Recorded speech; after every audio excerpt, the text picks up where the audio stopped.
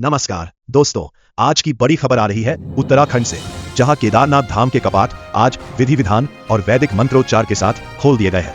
जैसे ही मंदिर के दरवाजे खुले, पूरा धाम हर हर महादेव और जय बाबा केदार के जयकारों से गूंज उठा। माहौल पूरी तरह भक्तिमय हो गया। सुबह से ही हजारों श्रद्धालु दर्शन के लिए लाइन में लगे हुए थे। कई लोग तो रात से ही अपनी बारी का इंतजार कर रहे थे। ठंड और कठिन पहाड़ी रास्तों के बावजूद लोगों की आस्था में कोई कमी नहीं दिखी। इस खास मौके पर उत्तराखंड के मुख्यमंत्री पुष्कर सिंह धामी भी केदारनाथ पहुंचे। उन्होंने बाबा केदार के दर्शन किए और सभी श्रद्धालुओं का स्वागत किया। मंदिर को इस बार लगभग 51 क्विंटल फूलों से सजाया गया है, जिससे इसकी खूबसूरती और भी बढ़ गई है। कपाट खुलते ही हेलीकॉप्टर से पुष्प वर्षा भी की गई, जो देखने में बेहद अद्भुत लग रही थी।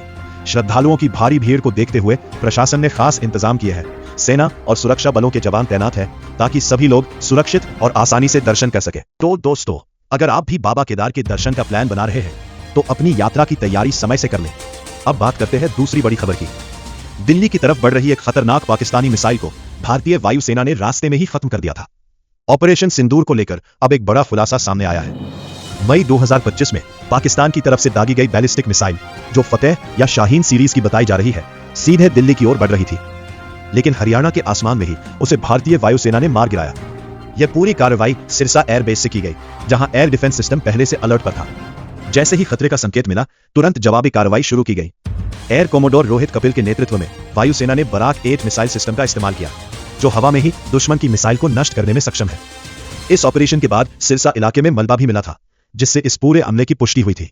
यह सिर्फ एक सैन्य कार्रवाई नहीं थी, बल्कि एक साफ संदेश भी था कि भारत अपनी सुरक्षा को लेकर पूरी तरह सतर्क है और किसी भी खतरे का जवाब देने में सक्षम है। इस सफल ऑपरेशन के लिए एयर कोमोडोर रोहित कपिल को साल 2025 में राष्ट्रपति द्रौपदी मुर्मू द्वारा युद्ध सेवा मेडल से सम्मानित किया गया था। चलिए आगे बढ़ते हैं, लेकिन उससे पहले एक छोटी सी बात। दोस्तों, अगर आपको ऐसी ही आसान और काम की खबरें पसंद आ रही हैं, तो चैनल को सब्सक्राइब कर लो और वीडियो अच्छा लगे तो एक लाइक भी कर देना। बाकी शेयर तो बनता ही है दोस्तों के साथ।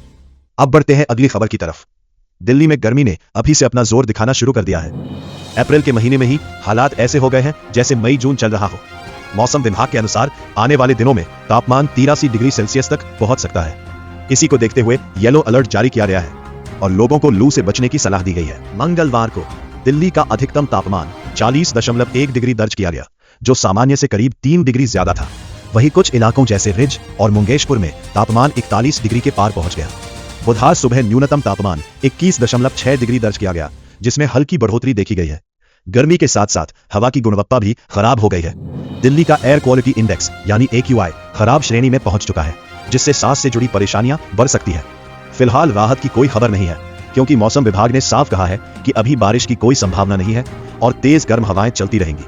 ऐसे में लोगों को सलाह दी गई है कि धूप में कम निकलें, पानी ज्यादा पिएं और अपने स्वास्थ्य का खास ध्यान रखें। अब बात करते हैं अगली बड़ी खबर की। स्ट्रेट ऑफ हॉर्मुज में एक बार फिर तनाव बढ़ गया है।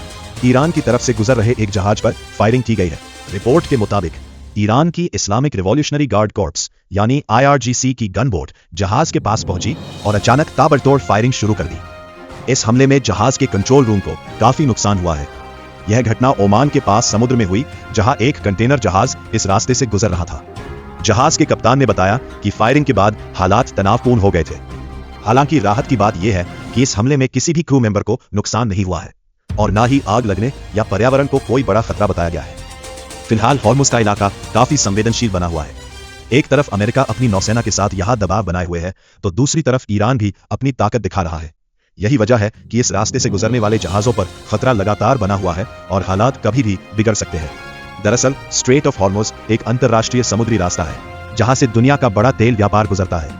लेकिन इस पर नियंत्रण को लेकर अमेरिका और ईरान के बीच लंबे समय से तनाव चल रहा है।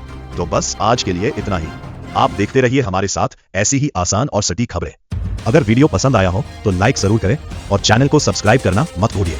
हम फिर मिलेंगे अगली बड़ी खबरों के साथ। धन्यवाद। जय हिंद।